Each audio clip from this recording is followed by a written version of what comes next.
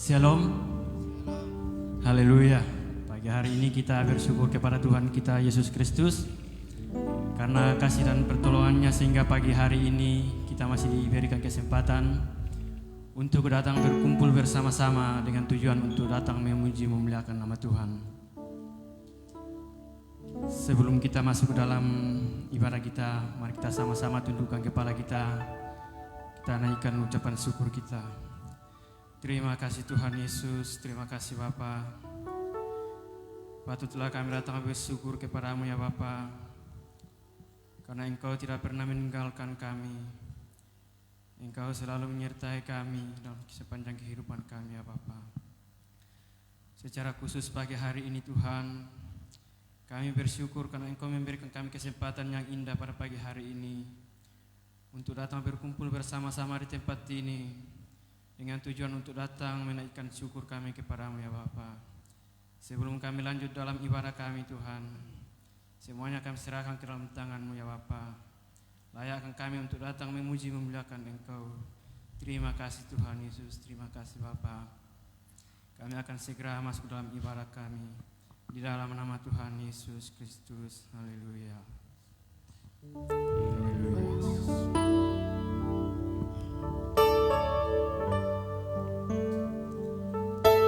Yesus kita baik. Mari kita sama-sama angkat pujian kita. Haleluya Yesus.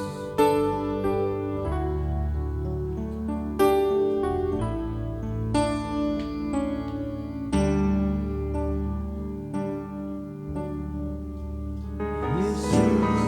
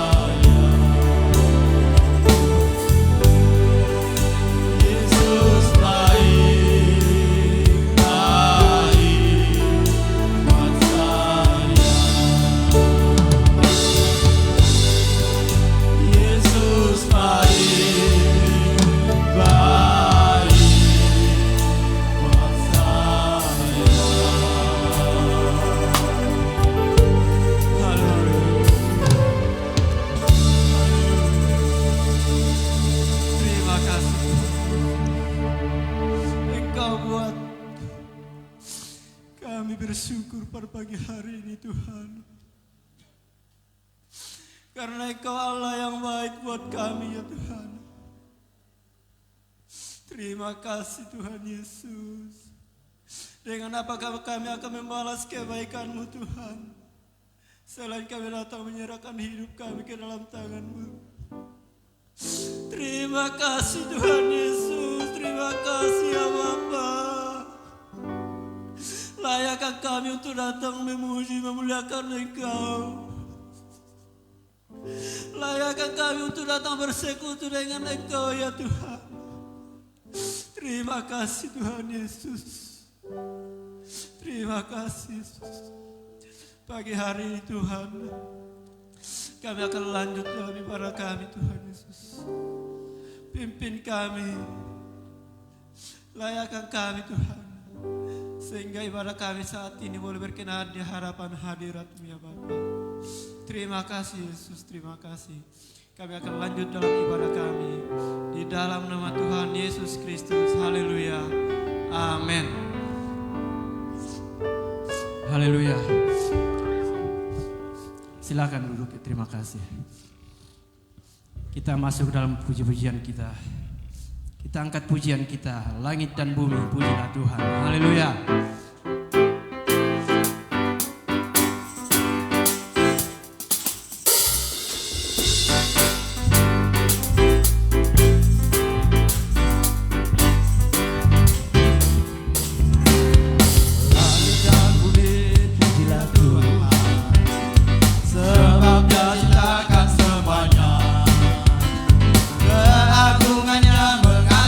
Langit bumi sembah sujud dia.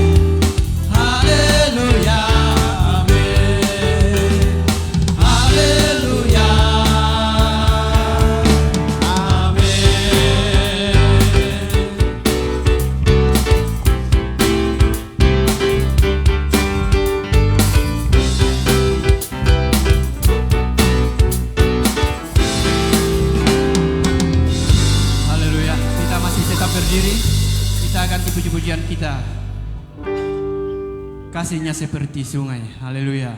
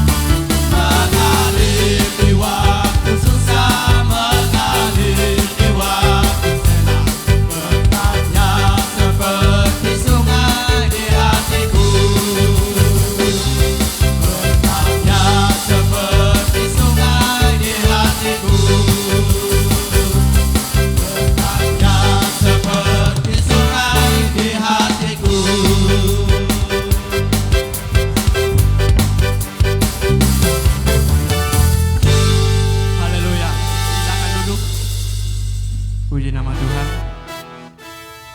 Kita masih mau memuji memuliakan nama Tuhan. Kita nggak ganti pujian kita. Hanya dekat Allah saja. Haleluya.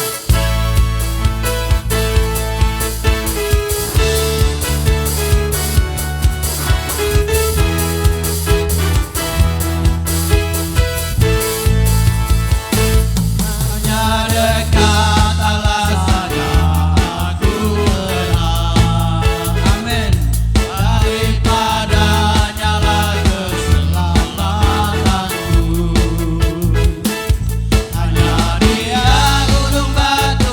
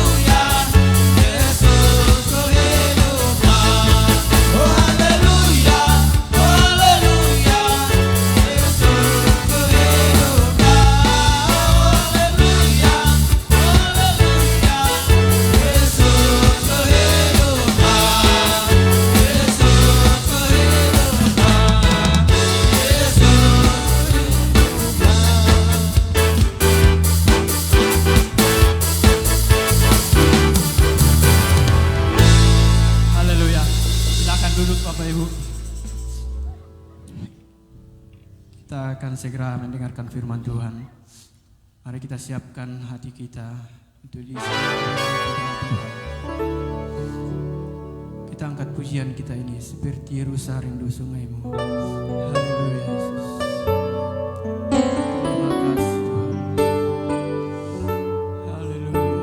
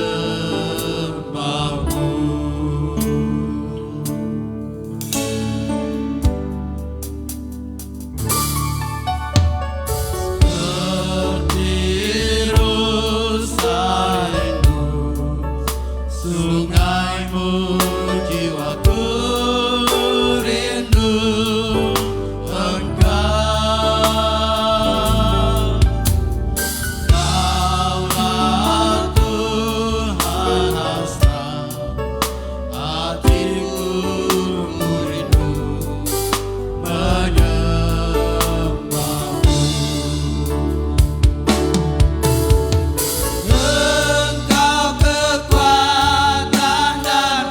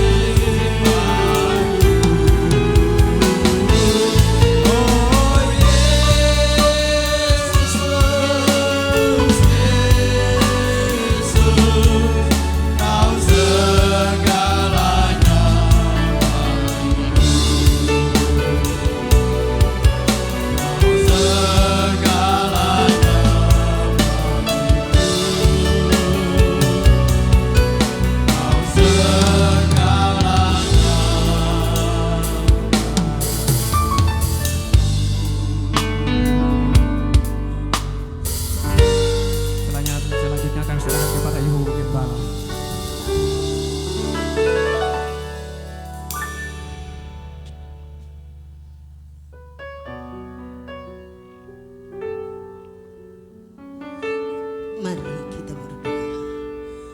Bapa di surga, Bapa di dalam nama Tuhan Yesus Juru Selamat kami. Kami yakin Engkau ada di tengah-tengah kami. Dan Engkau tilik setiap hati yang datang bagaikan rusa yang haus akan air. Jiwa kami haus akan firman-Mu. Kami membutuhkan kebenaran firman-Mu Bapa. Karena hanya kebenaran firman-Mu yang dapat meluputkan kami pada hari kemurkaan. Sebab itu berbicaralah kepada kami pagi hari ini. Apa yang menjadi mau dan kehendak-Mu, biarlah itu yang kami buat dan lakukan. Namun kami sadar bukan dengan kekuatan kami, tapi hanya oleh kuat kuasa Roh Kudus kami dapatlah mampu untuk melakukan apa yang menjadi kehendak-Mu. Berkati setiap pujian yang kami telah persembahkan kepadamu. Dan biar itu mendatangkan kekuatan bagi kami untuk tetap tekun dan setia di dalam mengiringi Tuhan. Semua yang telah ambil bahagian di dalam pelayanan, kami percaya berkat Tuhan ada atas hidup mereka. Terima kasih banyak Bapa. Kami siap untuk mendengarkan firman-Mu. Segala bentuk apapun dari kuasa kegelapan yang akan mengganggu kami, kami tolak itu di dalam nama Yesus. Dan biarlah kuasa Allah, Roh Allah turun di tengah-tengah kami, mengurapi kami semua. Di dalam nama Yesus Kristus kami serahkan pemberitaan firman-Mu. Haleluya. Amin. Puji Tuhan. Silakan kasih duduk kembali. Puji Tuhan. Saya ucapkan selamat pagi buat kita semua. Terima kasih kepada Tuhan. Terima kasih buat kehadiran kekasih semua pagi hari ini. Saya percaya kalau bukan Tuhan yang menolong kita, pasti kita tidak ada sebagaimana kita ada. Berbagai-bagai macam situasi dan kondisi yang kita alami, lihat di dalam bangsa kita. Namun kalau kita ada pagi hari ini, semua hanya karena kebaikan Tuhan. Mari kekasih di dalam Tuhan, segera kita buka Alkitab kita. Kita akan mempelajari satu kebenaran firman Allah yang saya akan bacakan di dalam Bilangan pasal yang ke-16. Bilangan pasal 16 ayat yang pertama sampai ayat yang ke-10.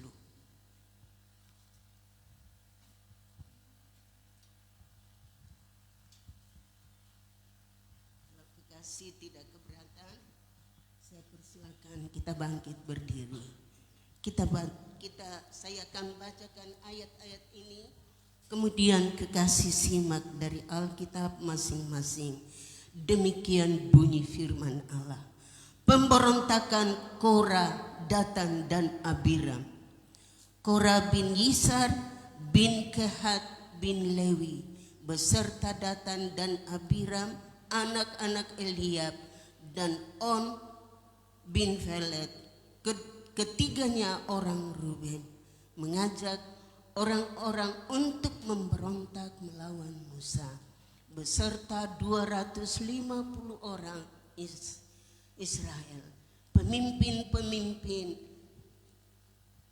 umat, yaitu orang-orang yang dipilih oleh rapat, semuanya orang-orang yang kenamaan. Ayat 3, maka mereka berkumpul mengerumuni Musa dan Harun serta berkata kepada keduanya, sekarang cukuplah itu. Sekarang segenap umat ini adalah orang-orang kudus dan Tuhan ada di tengah-tengah mereka. Mengapakah kamu meninggi-ninggikan dirimu di atas jemaat Tuhan? Ketika Musa mendengar hal itu, sujudlah ia.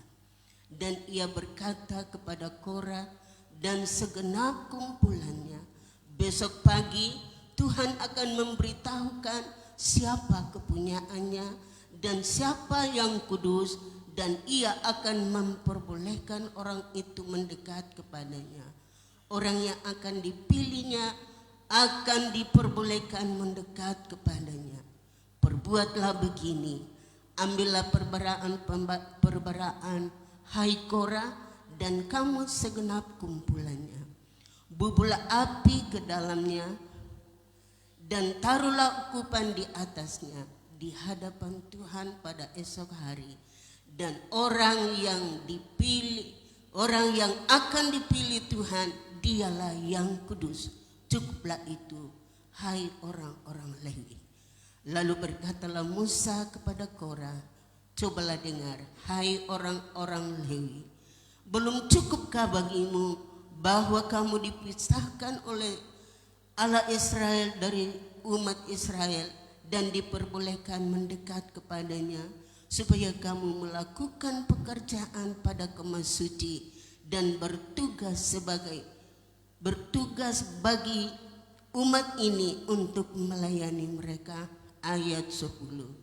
Dan bahwa engkau diperbolehkan mendekat bersama-sama semua saudaramu Bani Lewi, dan sekarang mau pula kamu menuntut pangkat imam lagi. Terima kasih, silakan duduk. Suatu kebenaran yang kita akan baca dan pelajari, yang kita telah baca, dan kita akan renungkan apa yang menjadi kebenaran firman Allah. Kita akan tadi perikopnya, pemberontakan Korah, Datan, dan Abiram. Mereka itu adalah orang-orang Lewi, dan tugas orang Lewi adalah mereka ada di dalam kemah suci, memelihara kemah suci, bahkan membantu para imam untuk mengangkat peralatan dari kemah suci. Ketika mereka harus berpindah berkemah di tempat yang lain, mereka harus angkat alat-alat itu. Namun kekasih di dalam Tuhan, kita melihat bahwa tugas yang dipercayakan oleh Tuhan kepada Datan dan kepada Korah, Datan, dan Abiram, kita lihat bahwa mereka tidak merasa puas. Mereka tidak merasa puas dengan jabatan yang Tuhan berikan sebagai orang-orang Lewi. Dan apa yang mereka tuntut sampai mereka datang kepada Musa dan Harun, bahwa mengapakah kamu mau meninggi-ninggikan dirimu di hadapan umat ini? Mereka menganggap Musa dan Harun itu adalah mengangkat dirinya sendiri. Padahal Alkitab katakan bahwa bahkan kalau saudara baca di dalam ayat-ayat selanjutnya, Musa berkata, siapakah Harun itu sehingga kamu menganggap sepele dia, sehingga kamu tidak menghiraukan dia? Kita melihat bahwa sesungguhnya yang akan mempersembahkan dupa di atas mezbah adalah orang-orang imam, orang-orang yang dikuduskan oleh Tuhan, orang yang diurapi oleh Tuhan dan dipilih oleh Tuhan. Tetapi kekasih di dalam Tuhan, kita lihat tadi dan kita baca tadi bahwa Korah yang adalah keturunan Kehat, yang termasuk orang-orang Lewi, tidak merasa puas dengan tanggung jawab yang dipercayakan kepada mereka. Dan ayat 10 tadi kita baca di dalam ayat 10, dan bahwa engkau diperbolehkan mendekat bersama-sama dengan semua saudaramu Bani Lewi, dan sekarang mau pula kamu menuntut pangkat imam lagi. Imam adalah anak-anak Harun. Anak-anak Harun ini dilantik dan ditabiskan oleh Musa, karena Tuhan yang bilang bahwa tabiskan mereka. Mereka itu yang akan membakar dupa di atas mezbah kudus. Tetapi kekasih di dalam Tuhan, dasar memang kadangkala manusia tidak merasa puas dengan apa yang Tuhan percayakan. Tidak merasa cukup dengan apa yang dipercayakan oleh Tuhan. Kita lihat saja di dalam dunia ini, karena tidak merasa cukup, maka menghalalkan segala macam cara, ya, korupsilah dan berbagai-bagai macam cara. Tetapi itu sebenarnya melanggar aturan. Firman Allah katakan bahwa imam atau Korah ini yang menurut silsilah nenek moyangnya, Korah ini adalah cucu Kehat yang termasuk musisi di dalam kemah suci, ada penyanyi di dalam kemah suci. Namun kekasih di dalam Tuhan, saya katakan tadi, merasa tidak puas dengan apa yang Tuhan percayakan, sehingga mereka mengerumuni Musa dan Harun. Di dalam ayat yang kedua, saya baca lagi ayat pertama. Korah bin Yisar bin Kehat bin Lewi beserta Datan dan Abiram anak-anak Eliab dan On bin Pelet, ketiganya orang Ruben, mengajak orang-orang untuk memberontak melawan Musa beserta 250 orang Israel. Pemimpin-pemimpin umat itu, yaitu orang yang dipilih oleh Rabbah, semuanya orang-orang yang kenamaan. Coba lihat kekasih, orang-orang Israel dari keturunan orang-orang Lewi yang termasuk keturunan Kehat ini, mereka memberontak terhadap Musa. Saya baca kamus, berontak artinya melawan, tidak taat kepada aturan. Nah, saya katakan bahwa berontak itu asal kata dari pemberontakan, asal kata dari berontak yang artinya suka melawan, tidak suka diatur, tidak taat kepada peraturan itu. Sehingga kendati pun Bani Korah telah ditetapkan untuk tugas-tugas di dalam kemah suci, sudah merasa tidak cukup. Itulah sebabnya mengajak banyak orang, dikatakan tadi pemimpin-pemimpin yang kenamaan, 250 orang, tidak sedikit kekasih. Mereka memberontak terhadap Musa dan Harun. Mereka tidak taat kepada apa yang Musa dan Harun laksanakan dan aturkan kepada mereka, bahwa mereka harus buat apa yang imam dari anak-anak Harun itu, apa yang imam katakan. Lalu mereka katakan bahwa kamu meninggikan diri, kamu mengangkat dirimu, padahal bukan mereka, bukan Musa yang mengangkat dirinya sendiri, bukan pula Harun, tetapi Tuhan yang menetapkan mereka. Bahkan di dalam bagian firman Allah bahwa anak-anak Harun disuruh oleh Tuhan untuk melantik dia menjadi imam-imam yang layak untuk mempersembahkan dupa di atas mezbah dupa. Itu tugas daripada imam-imam. Dan kita membaca tadi di dalam ayat-ayat yang kita baca bahwa Bani Korah, hal ini ya, semua orang Israel itu kudus, semua dipilih oleh Tuhan. Musa waktu mendengarkan itu, kekasih di dalam Tuhan, apa yang Musa lakukan? Saya baca ayat 3 dan ayat yang keempat. Maka mereka berkumpul mengerumuni Musa dan Harun serta berkata kepada keduanya, sekarang cukuplah itu. Segenap umat ini adalah orang-orang kudus dan Tuhan ada di tengah-tengah mereka.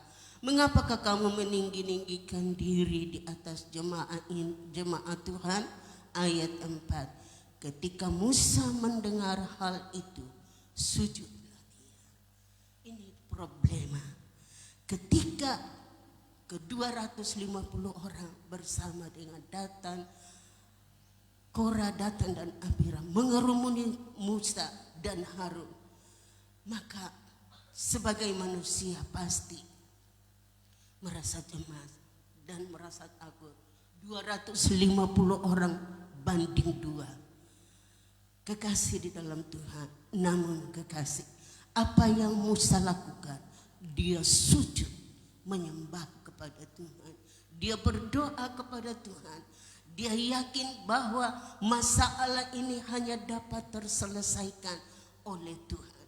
Itulah sebabnya dia tidak lari ke tempat lain.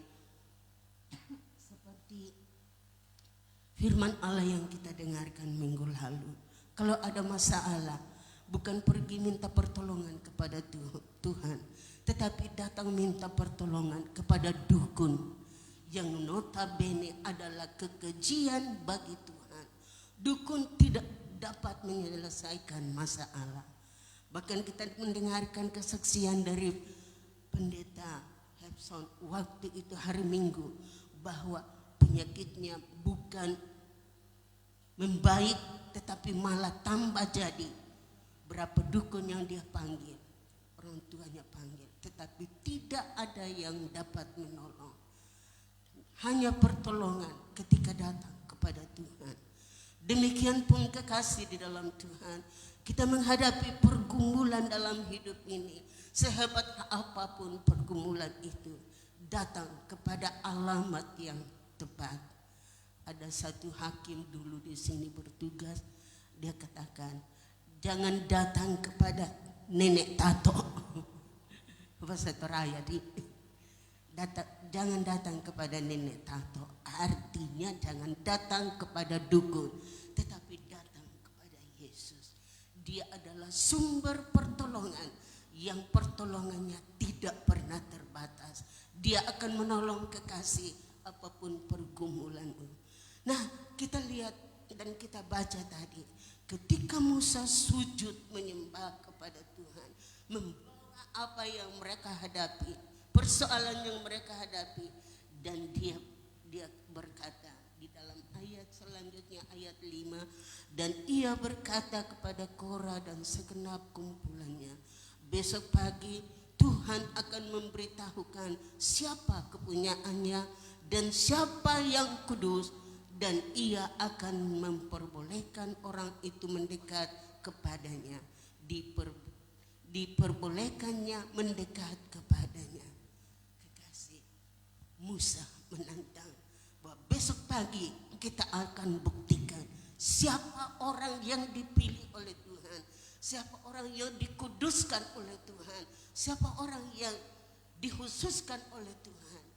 Kamu besok dan kamu akan lihat, kekasih di dalam Tuhan. Kalau kita baca selanjutnya, bahwa mereka mencoba-coba mau mengambil alih hak daripada imam, yaitu mempersembahkan dupa di atas mezbah kudus. Dan akhirnya kekasih di dalam Tuhan, kita baca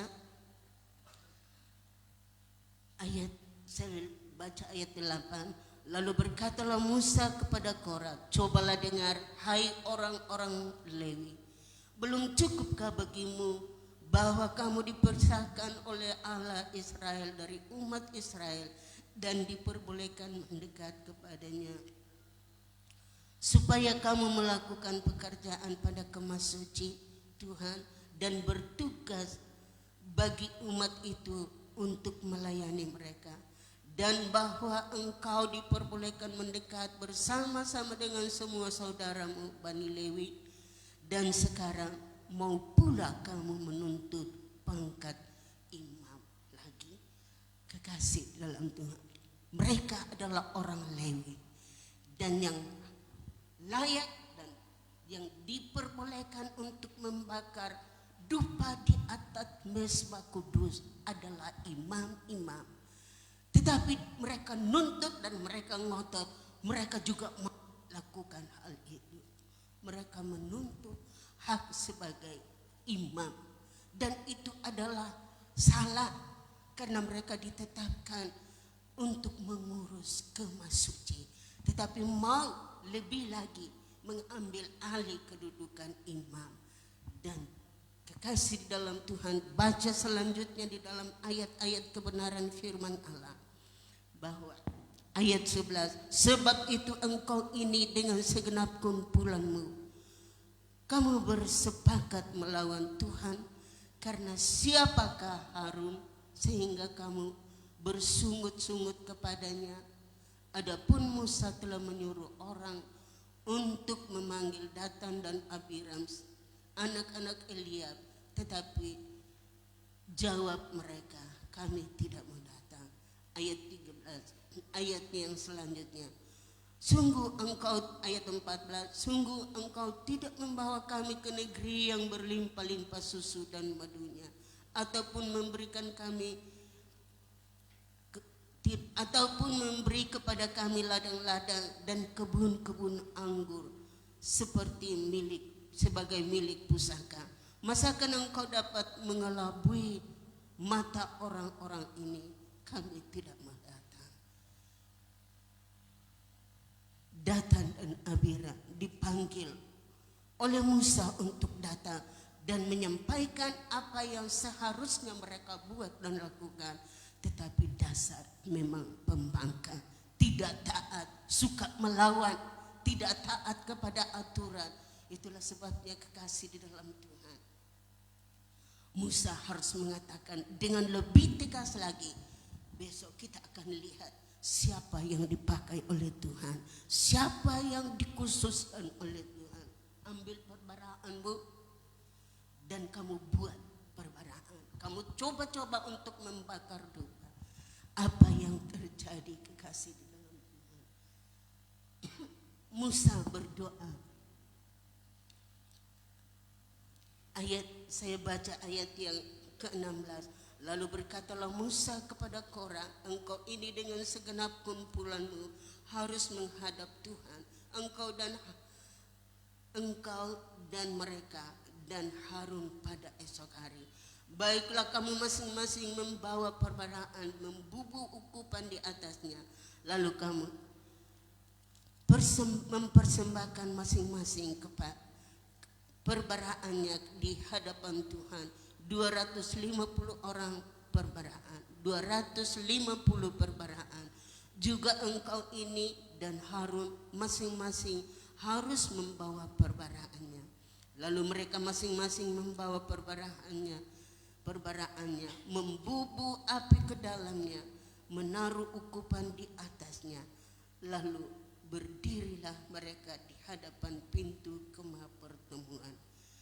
Ketika Korah mengumpulkan segenap umat itu melawan mereka berdua di depan pintu kemah pertemuan, tampillah kemuliaan Tuhan kepada segenap umat itu.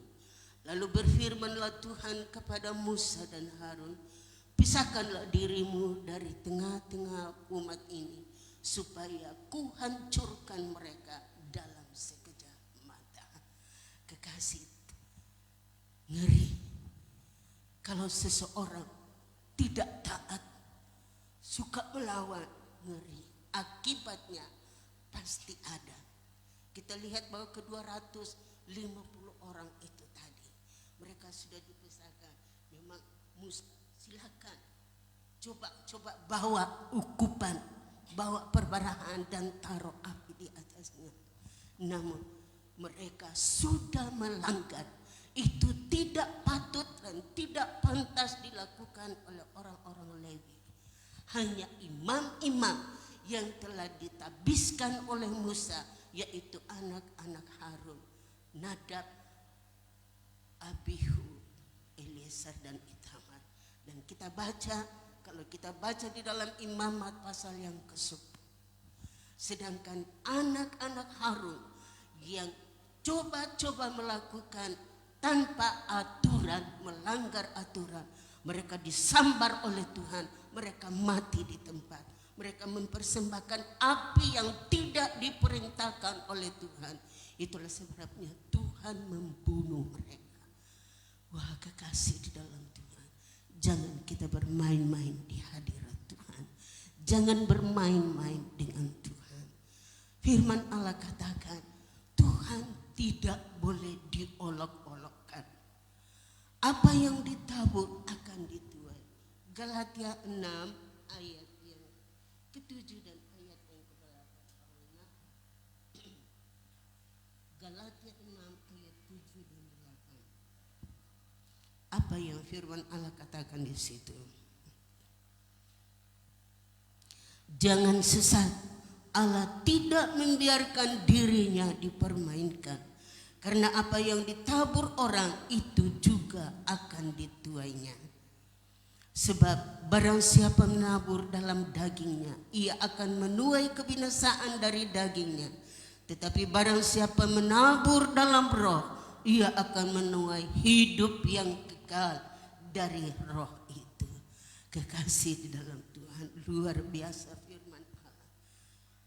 Korah, Datan dan Abiram dengan 250 orang yang membuat satu komplotan untuk melawan Musa dan Harun. Mereka mau coba-coba ambil alih kedudukan imam, dan akhirnya kekasih di dalam Tuhan. Kita baca selanjutnya.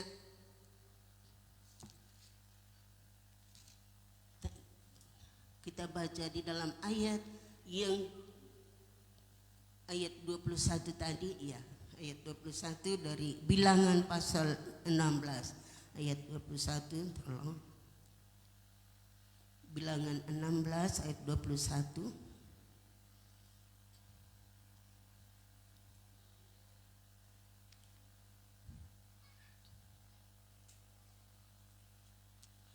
Pisahkanlah dirimu dari tengah-tengah umat ini, supaya kuhancurkan mereka dalam sekejap mata. Selanjutnya, terus. Tetapi sujudlah mereka berdua dan berkata, Ya Allah, Allah dari roh segala makhluk, satu orang saja berdosa, masakan engkau murka terhadap segenap perkumpulan ini? Lanjut. Maka berfirmanlah Tuhan kepada Musa, katakanlah kepada umat ini, pergilah dari sekeliling tempat kediaman Korah, Datan dan Abiram. Lalu pergilah Musa kepada Datan dan Abiram, dan para tua-tua Israel mengikuti dia. Terus berkatalah ia kepada umat itu, baiklah kamu menjauh dari kemah orang-orang fasik ini, dan janganlah kamu kena kepada sesuatu apapun dari kepunyaan mereka, supaya kamu jangan mati lenyap oleh karena segala dosa mereka. Maka pergilah mereka dari sekeliling tempat kediaman Korah, Datan dan Abiram. Keluarlah Datan dan Abiram, lalu berdiri di depan pintu kemah mereka bersama-sama dengan istri, para anaknya dan anak-anak yang kecil. Sesudah itu berkatalah Musa, dari hal inilah kamu akan tahu bahwa aku diutus Tuhan untuk melakukan segala perbuatan ini, dan hal itu bukanlah dari diriku sendiri. Jika orang-orang ini nanti mati seperti matinya setiap manusia, dan mereka mengalami yang dialami setiap manusia, maka aku tidak diutus Tuhan. Kekasihku, dapat mempertaruhkan panggilannya sebagai orang yang diutus, dipilih oleh Tuhan. Dia bilang, kalau saja orang-orang ini yang datang sebagai pemberontak, Korah, Datan dan Abiram, kalau saja mereka mati seperti kematian manusia yang lain, entah dengan penyakit, entah dengan kecelakaan atau apapun namanya, mereka mati demikian, berarti saya tidak diutus oleh Tuhan. Dan selanjutnya kita baca, tetapi jika Tuhan akan menjadikan sesuatu yang belum pernah terjadi, dan tanah mengangakkan mulutnya dan menelan mereka beserta segala kepunyaan mereka, sehingga mereka hidup-hidup turun ke dunia orang mati, maka kamu akan tahu bahwa orang-orang ini telah menis Tuhan. Mereka telah mengolok-olok Tuhan.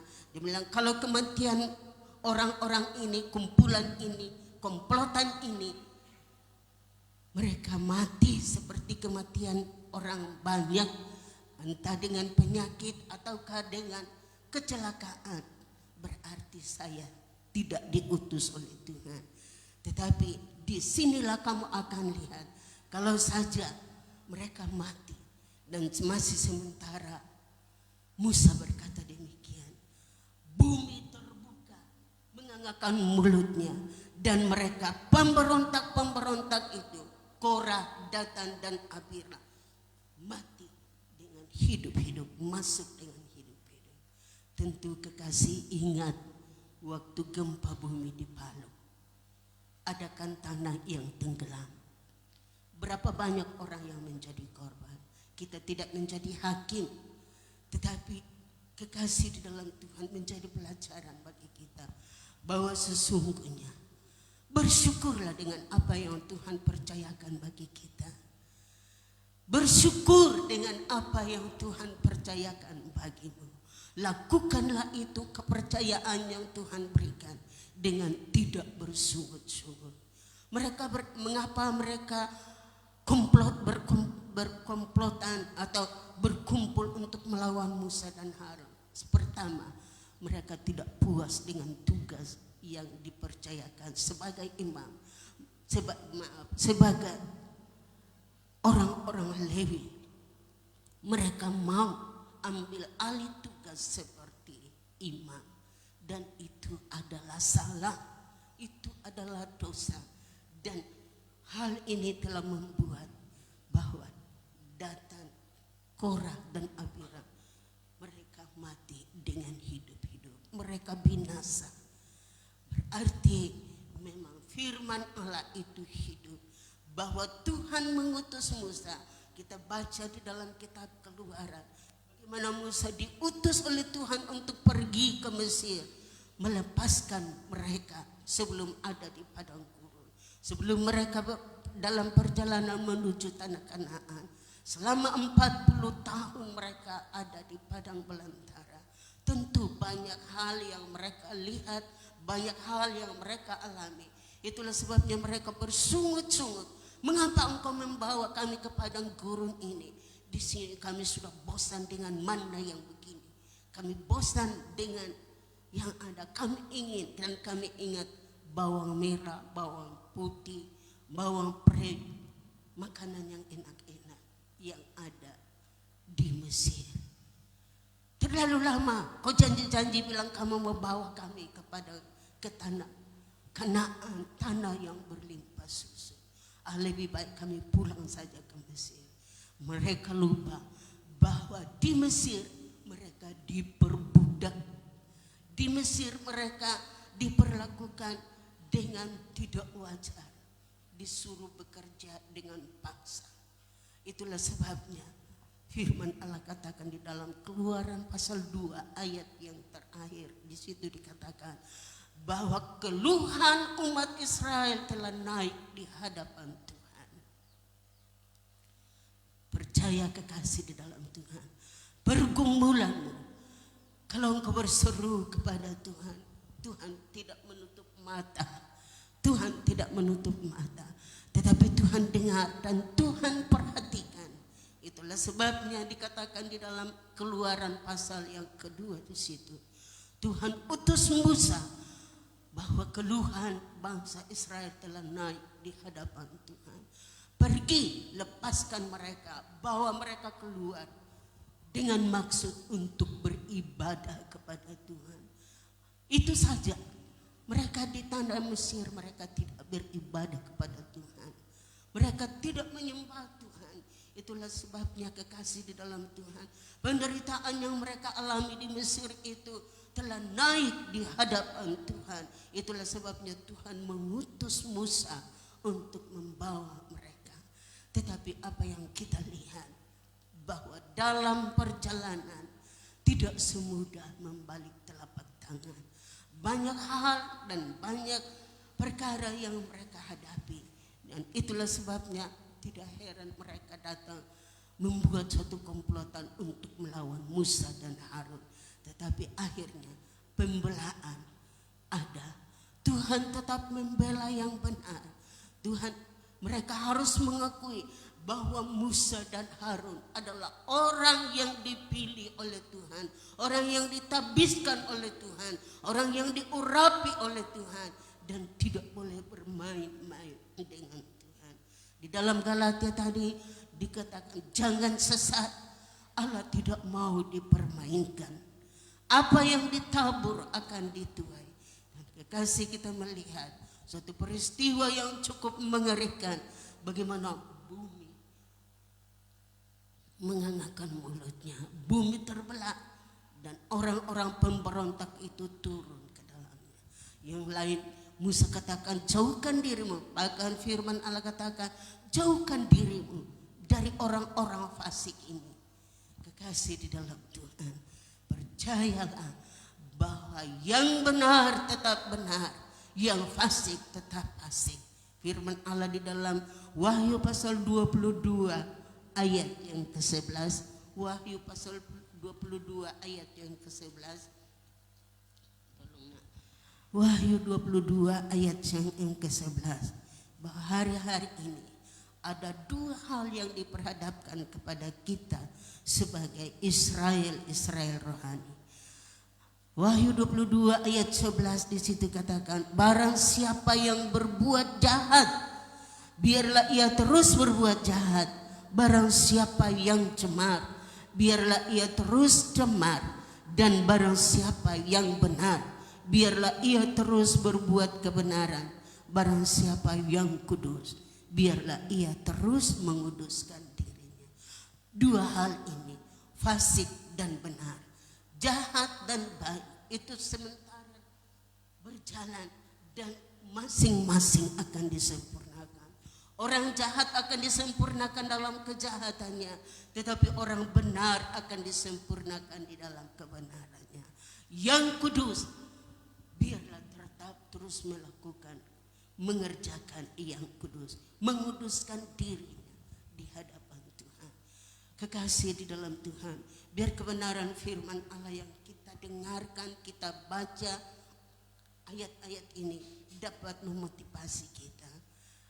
Satu ayat di dalam 1 Tawarik pasal 16 ayat yang ke-22.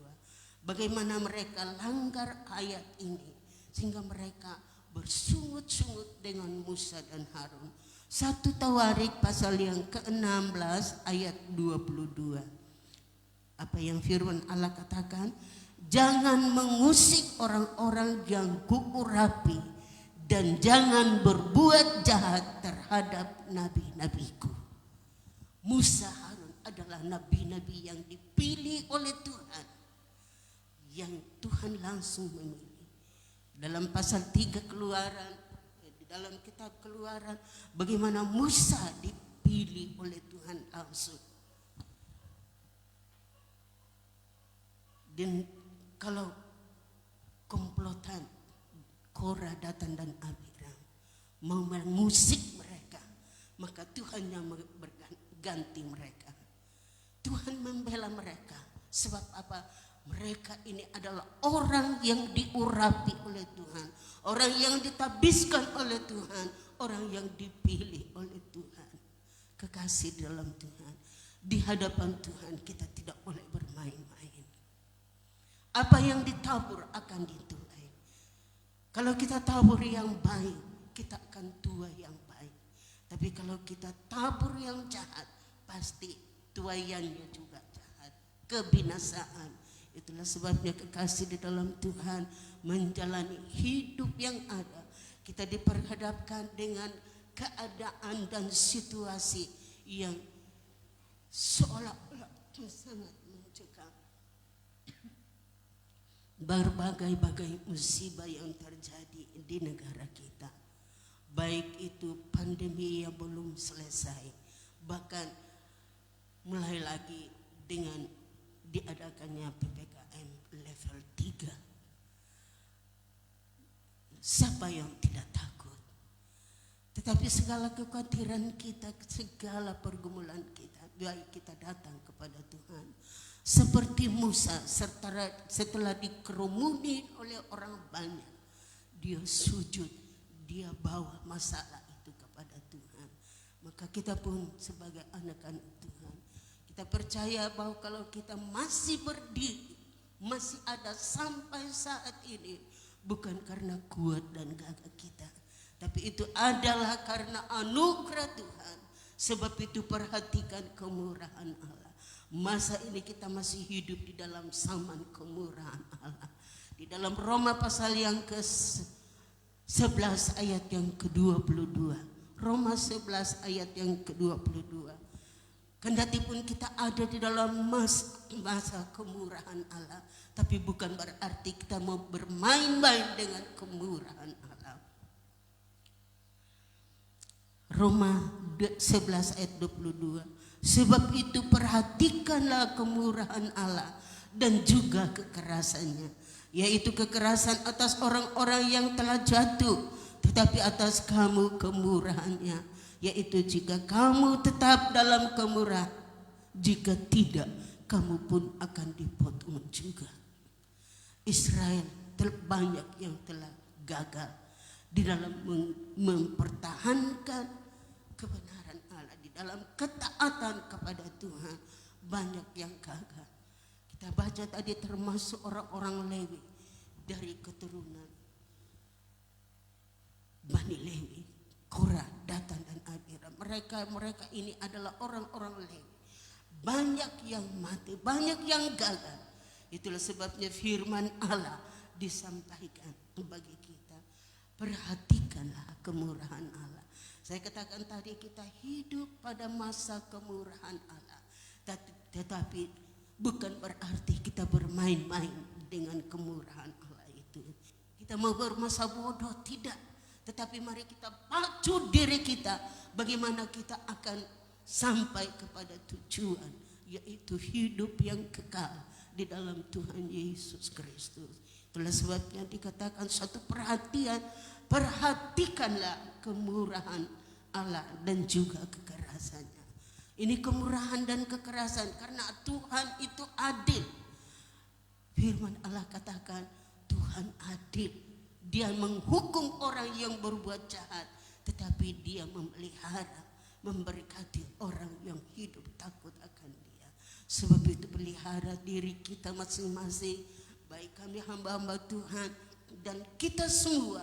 Mari jemaat ini kita mau sepakat untuk tetap tekun dan setia di dalam Tuhan menghadapi pergumulan. Memang banyak pergumulan kita hadapi. Kita tidak dapat sangkal bahwa ada hal-hal yang kadangkala mencekam kehidupan kita. Tetapi kalau hal itu kita bawa kepada Tuhan, kita serahkan kepada Tuhan, Dia yang mempedulikan kita. Kita boleh ceritakan kepada teman-teman, kita ceritakan kepada sahabat dan kepada siapapun, tetapi pertolongan mereka akan terbatas. Tetapi 1 Petrus pasal 5 ayat yang ke-7 di situ dikatakan, serahkanlah segala khawatirmu kepada Tuhan karena Ia yang mempedulikan. Apa kekhawatiran kita, apa pergumulan kita, serahkan kepada Dia. Biasa Opa katakan, kita sudah serahkan tapi kita masih pegang ekornya. Itu tidak boleh. Kita serahkan dengan sepenuh, dengan segenap hati kita, dan Ia akan bertindak. Firman Allah minggu lalu kita dengarkan bahwa serahkan kepada Tuhan dan Tuhan yang bertindak. Kalau saja Musa dan Harun tadi tidak menyembah, tidak sujud kepada Tuhan, tidak menyerahkan persoalan ini, maka tentunya tidak ada pertolongan. Tetapi kita lihat bahwa setelah mereka menyembah, sujud kepada Tuhan, serahkan persoalan itu kepada Tuhan, Tuhan yang bertindak. Haleluya, Tuhan yang bertindak. Tanah terbuka, mereka turun hidup-hidup. Itulah kalau seorang yang memberontak, yang tidak taat. Dan hal yang kedua yang menjadi dasar pemberontakan mereka, bersungut-sungut bahwa mereka terlalu lama baru kita sampai di tanah Kanaan. Dan memang itu adalah kehendak Tuhan bagi orang Israel. Bagaimana dengan kita yang hidup akhir zaman ini? Kekasih di dalam Tuhan, satu kebenaran firman Allah yang kita akan membaca, kalau itu adalah peraturan pada zaman Perjanjian Lama. Kita lihat di dalam 1 Petrus pasal 2 ayat yang ke-9. Bagaimana kita diatur oleh firman Allah. 1 Petrus pasal 2 ayat yang ke-9. Tetapi kamulah bangsa yang terpilih, imamat yang rajani, bangsa yang kudus, umat kepunyaan Allah sendiri, supaya kamu memberitakan perbuatan-perbuatan besar dari Dia yang telah memanggil kamu keluar dari kegelapan kepada terangnya yang ajaib. Kita adalah umat yang rajani.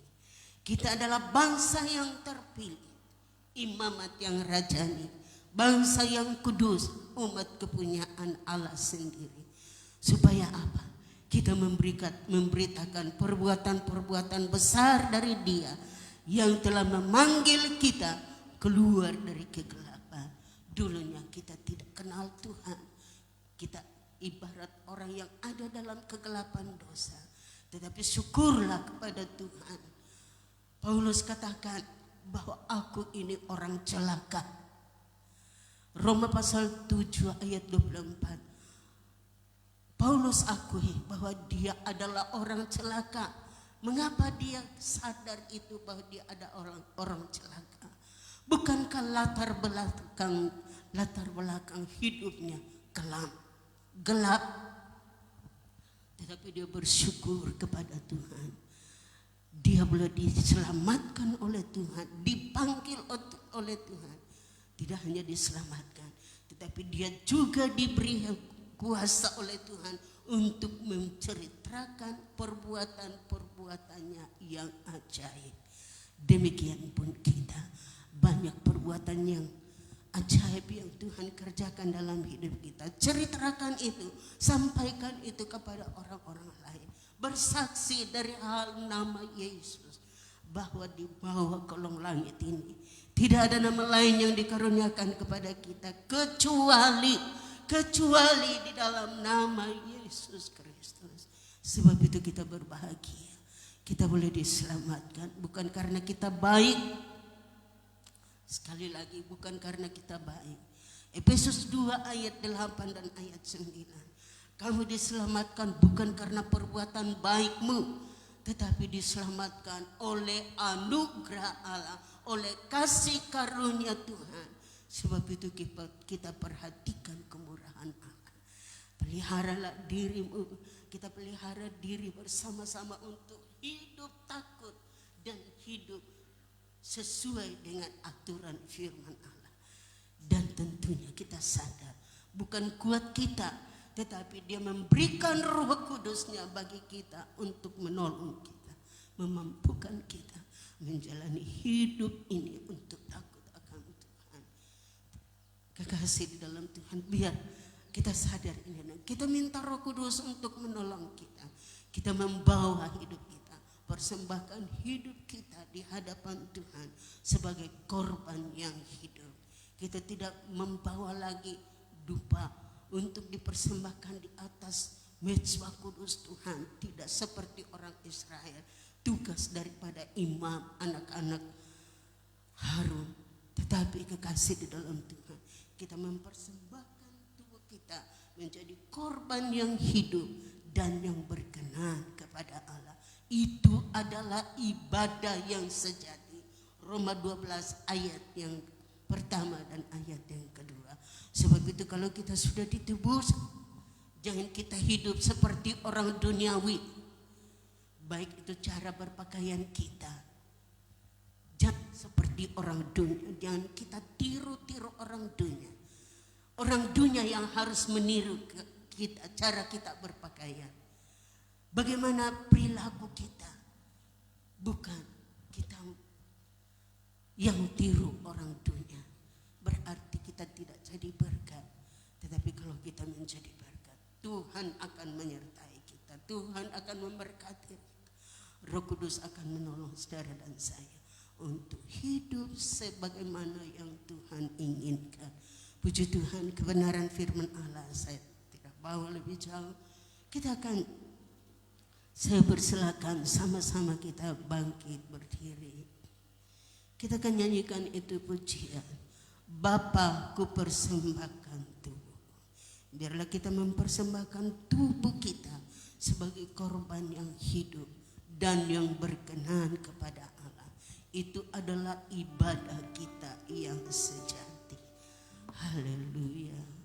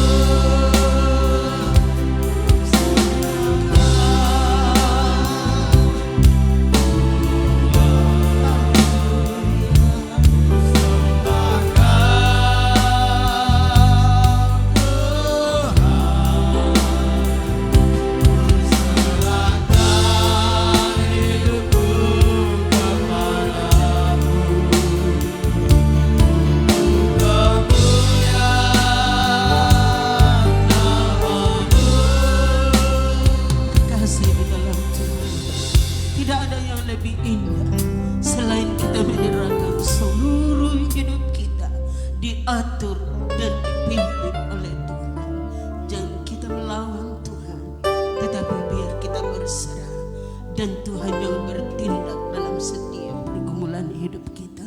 Kita nyanyikan lagi pujian ini, ku sembah Kau. Saya persilakan Ibu Vera Sihombi akan pimpin kita dalam doa. Ku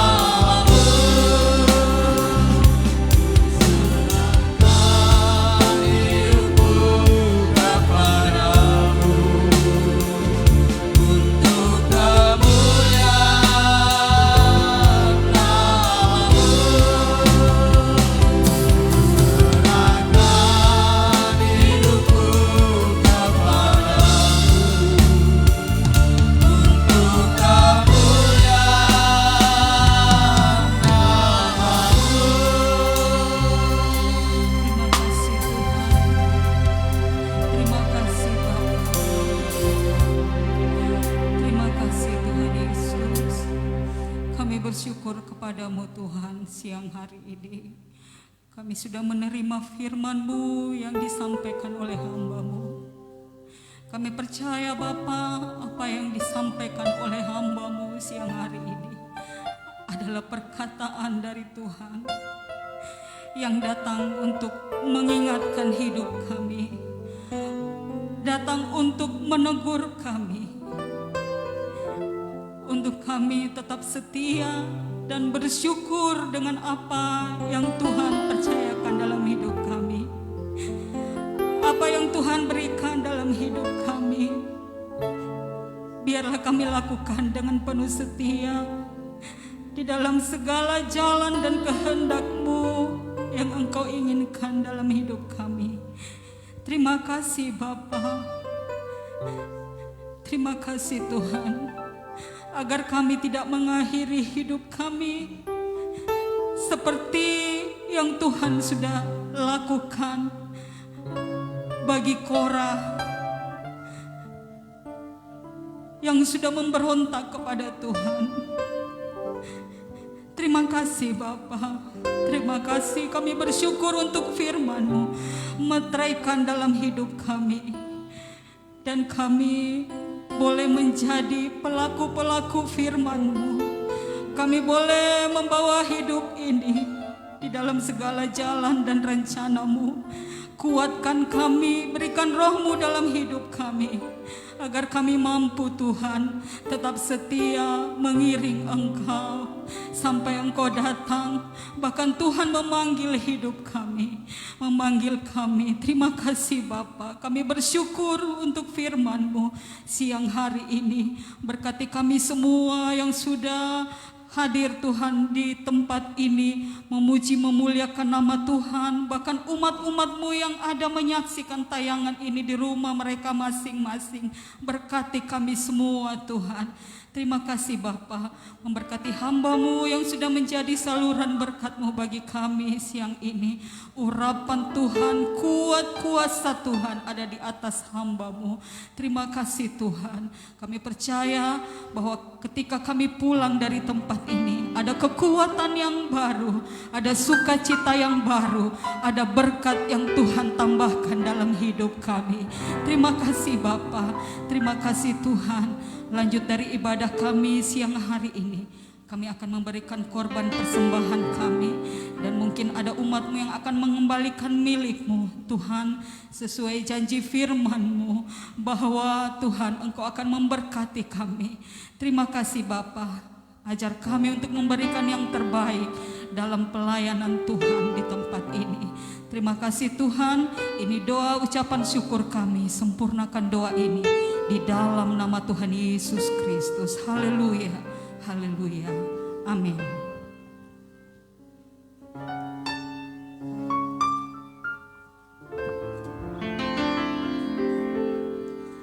Puji nama Tuhan, saatnya kita akan membawa persembahan kita. Kita angkat pujian kita, hatiku rindu Tuhan.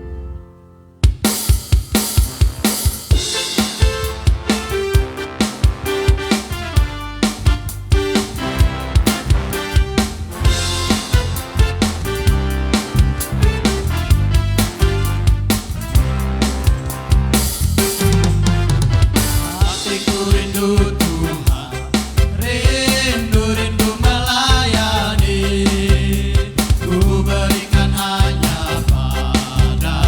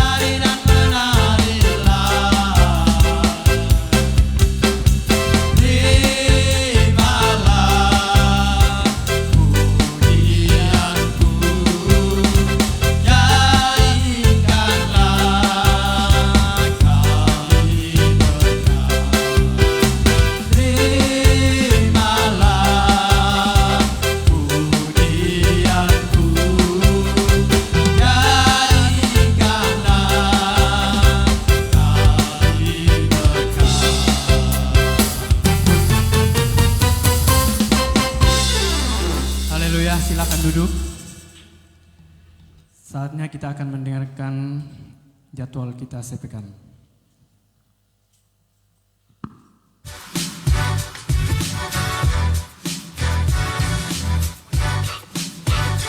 Haleluya. Salam sejahtera untuk kita semua. Inilah Warta Jemaat Gereja Pantekosta di Indonesia, Jemaat Bukit Hermon, Mamuju. Selamat datang dan selamat beribadah kami ucapkan kepada Bapak, Ibu, Saudara-saudari. Inilah jadwal kegiatan kita selama sepekan. Hari Jumat pukul 3 sore, doa dan puasa bersama. Pukul 6:30 malam, persekutuan doa. Pukul 8 malam, latihan ibadah raya pertama. Hari Minggu, pukul 6:30 pagi, ibadah raya pertama. Dan pukul 6:30 malam, ibadah raya kedua. Inilah jadwal pelayan ibadah raya pertama Minggu 28 November 2021. Pemimpin pujian Ibu Gloria Kailan. Musik oleh tim musik. Singers Ibu Yohana Medi dan Bapak Yonas. Rebana Erin dan Tere. Multimedia Zelin dan Vena. Kolektan Ibu Erni Mosialu dan Ibu Magdalena Herman. Aser Bapak dan Ibu Binton Sihombing. Jadwal pelayan ibadah raya kedua. Pemimpin pujian Saudara Julius. Musik oleh tim musik. Singers Bapak Alpein dan Bapak Otniel Amba. Rebana, Clara dan Vena. Multimedia Tere. Kolektan Saudari Purnama Milangi dan Saudari Indri Sondak. Aser Hamba Tuhan Hebriadi. Selamat ulang tahun kami ucapkan kepada Bapak, Ibu, Saudara-saudari yang berulang tahun di sepanjang minggu ini. Kiranya diberikannya kepadamu apa yang kau kehendaki dan dibuatnya berhasil apa yang kau rancangkan. Tuhan Yesus memberkati.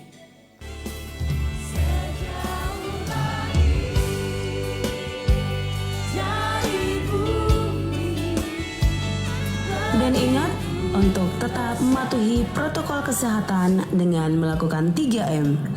Memakai masker, mencuci tangan, dan menjaga jarak untuk pencegahan penyebaran COVID-19. Bawalah pulang warta jemaat yang telah dibagikan. Kiranya menjadi berkat bagi Anda dan keluarga Anda. Demikian warta jemaat minggu ini. Semoga Tuhan menolong kita untuk tetap menjadi jemaat yang kokoh, bertumbuh, terang, dan mulia. Tuhan Yesus memberkati. Puji Tuhan. Demikianlah pengumuman kita atau jadwal kegiatan kita sepekan dengan para pelayan yang dipercayakan oleh Tuhan. Saatnya kita akan segera mengakhiri ibadah kita pagi hari ini. Saya undang kita sama-sama bangkit berdiri. Kita angkat pujian.